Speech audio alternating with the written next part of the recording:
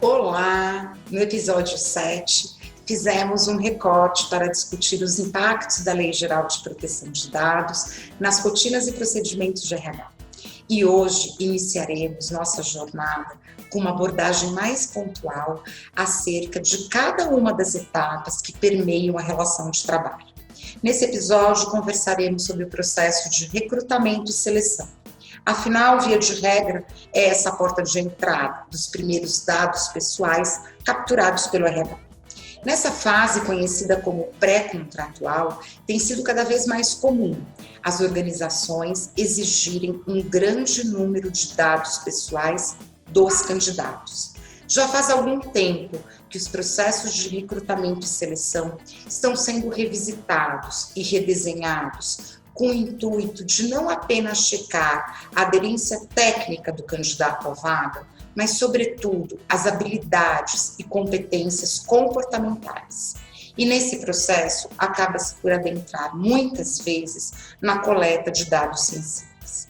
Além disso, não é raro, até mesmo para se otimizar o processo de contratação, que seria uma etapa posterior, exigir que o candidato, até mesmo para cadastrar o seu currículo em plataformas próprias ou de empresas de recrutamento e seleção, informe inúmeros dados que sequer seriam necessários ou relevantes para essa etapa inicial.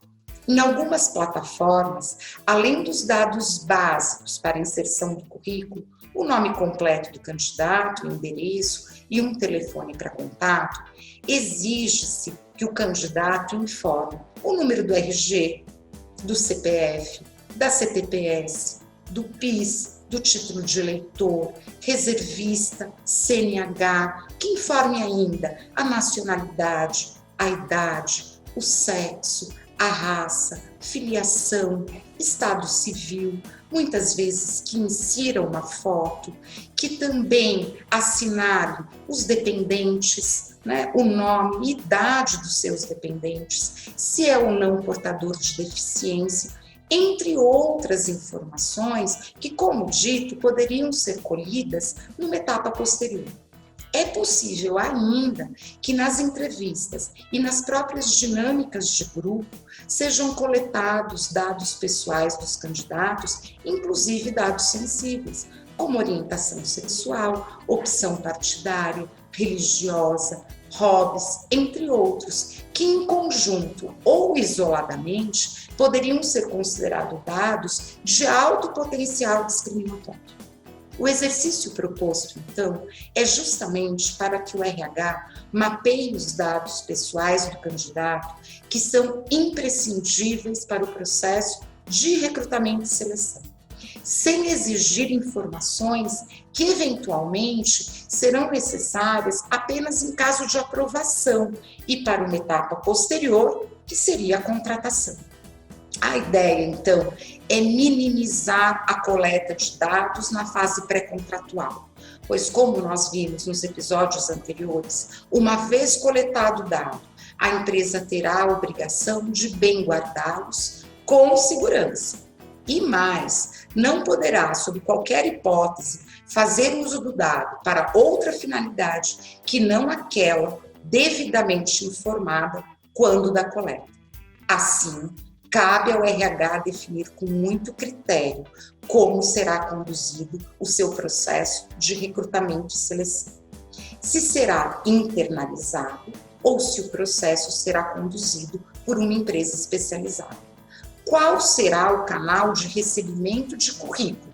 A entrega vai ser física ou via formulário web? Quais dados deverão ser solicitados do candidato? Quais as etapas do processo e se para cada nova etapa serão ou não exigidos novos dados do candidato. Quem serão os profissionais de RH autorizados a acessar os dados coletados? Como, onde e por quanto tempo os dados serão armazenados e como esses dados serão eliminados? Pelas obrigações trazidas pela LGPD, você deve estar se indagando: como ficará o banco de currículos da minha empresa?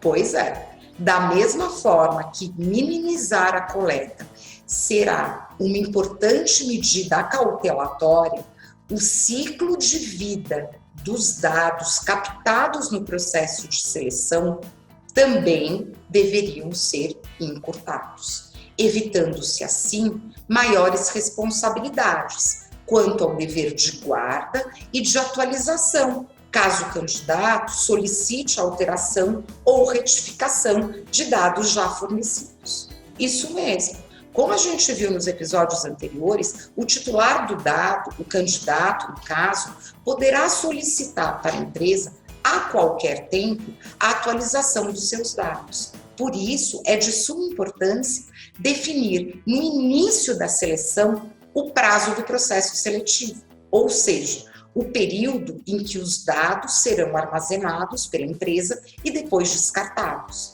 Vamos ver a prática. Imaginem vocês um candidato que encaminhou o currículo com a informação de que era graduado e meses após conclui a sua pós-graduação. Esse candidato poderá solicitar a alteração das suas informações cadastrais e a empresa deverá fazê-lo. O mesmo poderá ocorrer no tocante a qualquer outra alteração ou retificação solicitada pelo candidato. Para se evitar percalços, uma boa prática a ser adotada talvez seja coletar currículos apenas para vagas que estejam em aberto ou com perspectiva concreta de abertura e já estabelecer de início um procedimento interno que regre o prazo de armazenamento dos dados recepcionados via currículo e, consequentemente, como ocorrerá o seu descarte ao término do prazo estabelecido. Talvez pela dificuldade de gerenciamento, as famosas caixas de currículo localizadas nas portarias das empresas estejam com os dias contados. Uma alternativa será, dependendo do porte da organização, criar um e-mail corporativo padrão para concentrar todos os currículos encaminhados para a empresa, inclusive com resposta automática de recebimento, com as instruções relativas ao tratamento de dados. Por fim, sabemos que muitas empresas, no processo de recrutamento e seleção, se valem da prática do background check, ou seja, realizam internamente ou através de parceiros pesquisas simples ou aprofundadas de antecedentes criminais, comerciais e financeiros dos candidatos, bem como pesquisas em redes sociais. No particular, a prática apenas poderá ser adotada se houver ciência inequívoca quanto à finalidade dessa coleta. E, claro, apenas se houver a real necessidade da checagem prévia dos antecedentes frente às exigências da vaga. Pois, do contrário, como já vem decidindo os tribunais trabalhistas, essa prática será considerada abusiva e discriminatória. Por isso, ao revisitar o processo de recrutamento e seleção, os profissionais de RH deverão garantir a necessária transparência ao candidato no tocante aos dados que serão coletados, para qual finalidade e por quanto tempo os dados permanecerão armazenados. E não menos importante será a definição de quem serão os agentes de tratamento de dados pessoais coletados no processo de recrutamento e seleção, controlador e operador, sobretudo quando o processo não ocorrer internamente, e sim por empresa especializada. Será, portanto, de suma importância que o RH, juntamente com o seu corpo jurídico, defina a hipótese legal que justifique a coleta de dados nessa fase pré-contratual de seleção, inclusive para avaliar a necessidade de consentimento do candidato acerca de todo o processo seletivo. Essa variação é crucial, como já abordado nos episódios anteriores. O consentimento pode ser revogado a qualquer tempo pelo titular do dado. Imaginem só, um candidato no curso do processo decida revogar o consentimento conferido inicialmente para participar da seleção. O que fazer? Elaborar um termo de consentimento adequado que informe ao candidato que a revogação implicará automaticamente em sua exclusão do processo de seleção. Veja só quantas nuances deverão ser analisadas pelo RH. Mas nem por isso devemos nos desesperar. Afinal, a LGPD veio trazer maior proteção e segurança para todos nós. O momento exige proatividade e esse será o diferencial. Revisite, então, os processos de recrutamento e seleção para estar em compliance com o novo regramento.